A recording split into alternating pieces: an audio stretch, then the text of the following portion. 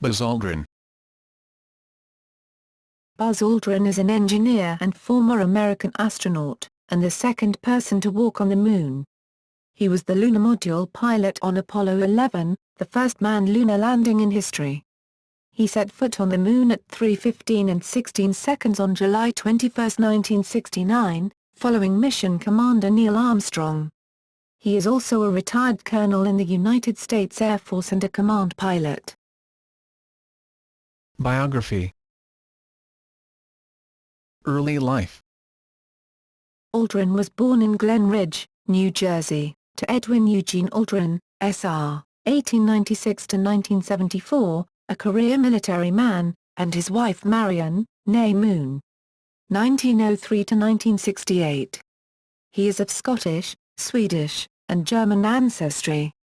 After graduating from Montclair High School in 1946, Aldrin turned down a full scholarship offer from the Massachusetts Institute of Technology, and went to the United States Military Academy at West Point, New York. The nickname Buzz originated in childhood. The younger of his two elder sisters, Faye Ann, mispronounced brother as Buzzer, and this was shortened to Buzz. Aldrin made it his legal first name in 1988. Military career. Buzz Aldrin graduated third in his class at West Point in 1951, with a Bachelor of Science degree in mechanical engineering. He was commissioned as a second lieutenant in the United States Air Force and served as a jet fighter pilot during the Korean War. He flew 66 combat missions in F-86 Sabres and shot down 2 Mikoyan Gurevich MiG-15 aircraft. He once flew a F-117 on an experimental flight at Groom Lake. The June 8, 1953, issue of Life magazine featured gun camera photos taken by Aldrin of one of the Soviet pilots ejecting from his damaged aircraft. Subsequent to the war, Aldrin was assigned as an aerial gunnery instructor at Nellis Air Force Base in Nevada, and next was an aide to the Dean of Faculty at the United States Air Force Academy, which had recently begun operations in 1955. He flew F-100 Super Sabres as a flight commander at Bitburg Air Base, West Germany, in the 22D Fighter Squadron. In 1963 Aldrin earned a Doctor of Science degree in astronautics from Massachusetts Institute of Technology. His graduate thesis was Line of Sight Guidance Techniques for Manned Orbital Rendezvous, the dedication of which read, "In the hopes that this work may in some way contribute to their exploration of space, this is dedicated to the crew members of this country's present and future manned space programs. If only I could join them in their exciting endeavors." On completion of his doctorate, he was assigned to the Gemini Target Office of the Air Force Space Systems Division in Los Angeles before his selection as an astronaut. His initial application to join the astronaut corps was rejected on the basis of having never been a test pilot. That prerequisite was lifted when he reapplied and was accepted into the third astronaut class. NASA career. Aldrin was selected as part of the third group of NASA astronauts selected in October 1963. Because test pilot experience was no longer a requirement, this was the first selection for which he was eligible. After the deaths of the original Gemini 9 prime crew, Elliot C. and Charles Bassett, Aldrin and Jim Lovell were promoted to backup crew for the mission. The main objective of the revised mission, Gemini 9A, was to rendezvous and dock with a target vehicle, but when this failed, Aldrin improvised an effective exercise for the craft to rendezvous with a coordinate in space. He was confirmed as pilot on Gemini 12, the last Gemini mission and the last chance to prove methods for extravehicular activity, EVA. Aldrin set a record for EVA, demonstrating that astronauts could work outside spacecraft. On July 21, 1969, he became the second astronaut to walk on the Moon, keeping his record total EVA time until it was surpassed on Apollo 14. Aldrin's first words on the Moon were "beautiful view. Magnificent desolation." There has been much speculation about Aldrin's desire at the time to be the first astronaut to walk on the Moon. According to different NASA accounts, he had originally been proposed as the first to step onto the Moon's surface, but due to the physical positioning of the astronauts inside the compact lunar landing module, it was easier for the commander, Neil Armstrong, to be the first to exit the spacecraft. Aldrin, a Presbyterian, was the first person to hold a religious ceremony on the Moon. After landing on the Moon, he radioed Earth, "I'd like to take this opportunity to ask every person listening in, whoever and wherever they may be, to pause for a moment and contemplate the events of the past few hours, and to give thanks in his or her own way." He took communion on the surface of the Moon, but he kept it secret because of a lawsuit brought by atheist activist Madeleine Murray O'Hair over the reading of Genesis on Apollo 8. Aldrin, a church elder, used a home communion kit given to him, and recited words used by his pastor at Webster Presbyterian Church, the Reverend Dean Woodruff. The communion elements were the first food and liquid consumed on the Moon. In guideposts, Aldrin stated, "It was interesting to think that the very first liquid ever poured on the Moon, and the first food eaten there, were communion elements." Later Aldrin commented on the event, "Perhaps, if I had it to do over again, I would not choose to celebrate communion. Although it was a deeply meaningful experience for me, it was a Christian sacrament, and we had come to the Moon in the name of all mankind, be they Christians, Jews, Muslims, animists, agnostics, or atheists." Retirement. After leaving NASA, Aldrin was assigned as the commandant of the U.S. Air Force Test Pilot School at Edwards Air Force Base, California. In March 1972, Aldrin retired from active duty after 21 years of service, and returned to the Air Force in a managerial role, but his career was blighted by personal problems.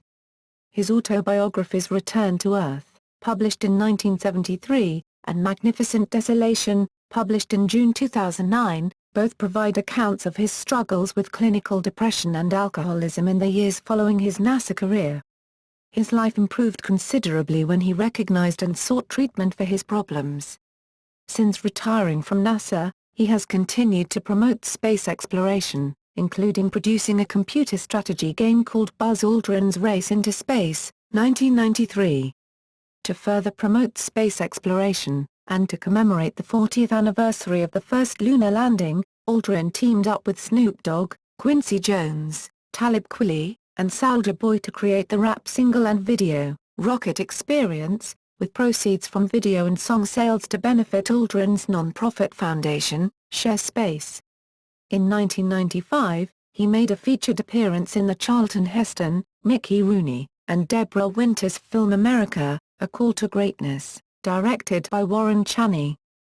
He referred to a Phobos monolith in a July 22, 2009, interview with C-SPAN, "We should go boldly where man has not gone before. Fly by the comets, visit asteroids, visit the moon of Mars. There's a monolith there. A very unusual structure on this potato-shaped object that goes around Mars once in 7 hours. When people find out about that they're going to say, 'Who put that there? Who put that there? The universe puts it there. If you choose, God put it there.'" Aldrin has voiced parody versions of himself in 2 of Matt Groening's animated series, The Simpsons episode Deep Space Homer, in which he accompanies Homer Simpson on a trip into space as part of NASA's plan to improve its public appearance, and the Futurama episode Cold Warriors.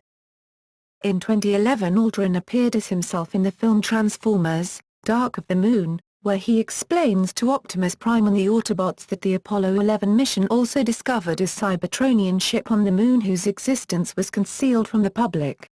In 2012, he made a cameo appearance in Japanese drama film Space Brothers.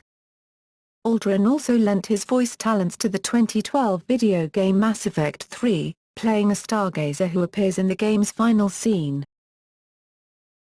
Aldrin Cycler.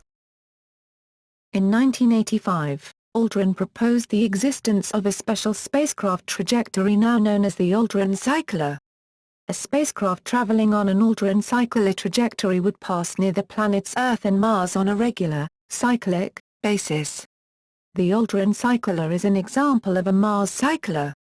He was also instrumental in the idea of training of astronauts underwater in order to better prepare them for the intricate spacewalks and duties of maintenance while in space. Bart Sibrel incident. On September 9, 2002, Aldrin was lured to a Beverly Hills hotel on the pretext of being interviewed for a Japanese children's television show on the subject of space.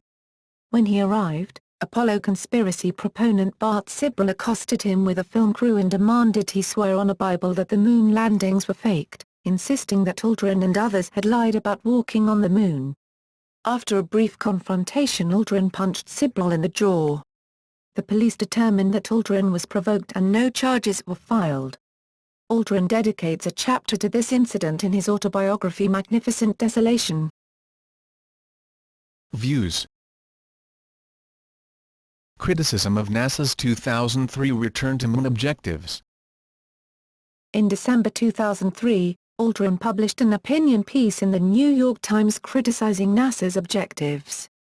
In it, he voiced concern about NASA's development of a spacecraft limited to transporting 4 astronauts at a time with little or no cargo-carrying capability, and declared the goal of sending astronauts back to the moon was more like reaching for past glory than striving for new triumphs. Support of a manned mission to Mars. In June 2013, Aldrin wrote an opinion published in the New York Times supporting a manned mission to Mars and views the Moon not as a destination but more a point of departure, one that places humankind on a trajectory to homestead Mars and become a two-planet species. Climate change. In 2009, Aldrin commented on climate change by saying, "I think the climate has been changing for billions of years. If it's warming now, it may cool off later. I'm not in favor of just taking short-term isolated situations and depleting our resources to keep our climate just the way it is today. I'm not necessarily of the school that we are causing it all, I think the world is causing it." Books. Books co-authored by Aldrin include Return to Earth, 1973, Men from Earth, 1989, Reaching for the Moon, 2005, Look to the Stars, 2009, and Magnificent Desolation, 2009. He has also co-authored with John Barnes the science fiction novels Encounter with Tiber, 1996, and The Return, 2000. His book Mission to Mars was published in May 2013. Personal life. Aldrin has been married 3 times, to Joan Archer, the mother of his 3 children, James Aldrin, Janice Aldrin, and Andrew Aldrin, to Beverly Zeal, and to Lois Driggs Cannon, from whom he is recently divorced. He has 1 grandson, Jeffrey Shuss, born to his daughter, Jan. He filed for divorce from Lois on June 15, 2011, in Los Angeles, citing irreconcilable differences, according to his attorney, 1 day after the couple separated. The divorce was final on December 28, 2012. His battles against depression and alcoholism have been documented, most recently in Magnificent Desolation. Aldrin is an active supporter of the Republican Party, headlining fundraisers for GOP members of Congress. In 2007, Aldrin confirmed to Time magazine that he had recently had a facelift. He joked that the G-forces he was exposed to in space caused a sagging jowl that needed some attention. Aldrin commented on the passing of his Apollo 11 colleague, Neil Armstrong, by saying that he was deeply saddened by the passing. "I know I am joined by millions of others in mourning the passing of a true American hero and the best pilot I ever knew. I had truly hoped that on July 20, 2019, Neil, Mike and I would be standing together to commemorate the 50th anniversary of our moon landing. Regrettably, this is not to be." Aldrin is a Freemason, a member of Montclair Lodge No. 144 of New Jersey. Honors. Military decorations include the Air Force Distinguished Service Medal, the Legion of Merit, 2 awards of the Distinguished Flying Cross, and 3 awards of the Air Medal. NASA decorations include the NASA Distinguished Service Medal, the NASA Exceptional Service Medal, and 2 awards of the NASA Space Flight Medal. Civilian awards and decorations include the Presidential Medal of Freedom, the Robert J. Collier Trophy, the Robert H. Goddard Memorial Trophy, and the Harmon Trophy. Aldrin and his Apollo 11 crewmates were the 1999 recipients of the Langley Gold Medal from the Smithsonian Institution. The crater Aldrin on the Moon near the Apollo 11 landing site and asteroid 6470 Aldrin are named in his honor. In 1963, he earned a Doctorate of Science from the Massachusetts Institute of Technology. In 1967, Aldrin received an honorary Doctorate of Science from Gustavus Adolphus College. In 1985, Aldrin was inducted into the Scandinavian American Hall of Fame. In 1994, Aldrin was anonymously honored on a United States postage stamp. The 29C/ stamp, commemorating the silver anniversary of the landing, was based on a famous photograph of Aldrin, captured by Neil Armstrong, in which Aldrin's face is obscured by his reflective visor. Postal rules at the time prohibited directly featuring living persons on stamps. In 2001, President Bush appointed Aldrin to the Commission on the Future of the United States Aerospace Industry. Aldrin received the 2003 Humanitarian Award from Variety, the children's charity, which, according to the organization, is given to an individual who has shown unusual understanding, empathy, and devotion to mankind. Aldrin is on the National Space Society's Board of Governors, and has served as the organization's chairman. An inductee of the Astronaut Hall of Fame, and a member of the Planetary Society, with Aldrin's pre-recorded voice appearing on nearly every episode of the Society's planetary radio. In 2006, the Space Foundation awarded Aldrin its highest honor, the General James E. Hill Lifetime Space Achievement Award. For contributions to the television industry, Aldrin was honored with a star on the Hollywood Walk of Fame at Hollywood and Vine, inducted into the New Jersey Hall of Fame in 2007. In 2009, President Obama signed legislation conferring the Congressional Gold Medal upon Aldrin and his Apollo 11 crewmates, Neil Armstrong and Michael Collins. In a 2010 Space Foundation survey, Aldrin was ranked as the number 9, tied with astronauts Gus Grissom and Alan Shepard, most popular space hero. In 2011, Aldrin was nominated for Best Cameo at the 2011 Scream Awards for his role playing himself in Transformers: Dark of the Moon. Detached adapter panel sighting. In 2005, while being interviewed for a documentary titled First on the Moon, The Untold Story, Aldrin told an interviewer that they saw an unidentified flying object. Aldrin told David Morrison, a NASA Astrobiology Institute senior scientist, that the documentary cut the crew's conclusion that they were probably seeing one of 4 detached spacecraft adapter panels. Their SIVB upper stage was 6,000 miles, 9,700 kilometers, away, but the 4 panels were jettisoned before the SIVB made its separation maneuver so they would closely follow the Apollo 11 spacecraft until its first mid-course correction. When Aldrin appeared on the Howard Stern Show on August 15, 2007, Stern asked him about the supposed UFO sighting.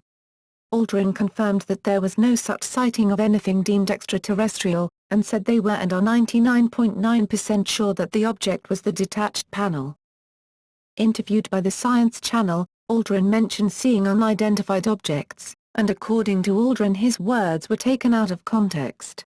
He asked the Science Channel to clarify to viewers he did not see alien spacecraft, but they refused. Film and television. Portrayed by others.